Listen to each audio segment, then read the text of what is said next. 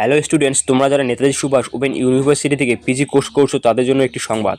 তোমাদের online renewal অবশেষে notice university থেকে দেওয়া হলো, এবং কবে শুরু হচ্ছে এই রিনিউয়াল এবং কত টাকা লাগবে এবং কবে শেষ হচ্ছে তার সব কিছু ডিটেলস এই ভিডিওতে জানিয়ে দেওয়া হবে। তার জন্য তোমরা ভিডিওটি শেষ পর্যন্ত দেখতে থাকুন। তোমরা দেখতেই পাচ্ছ এখানে কত 13/5/2025 এই ডেট প্রকাশিত করা হয়েছে, ঠিক আছে।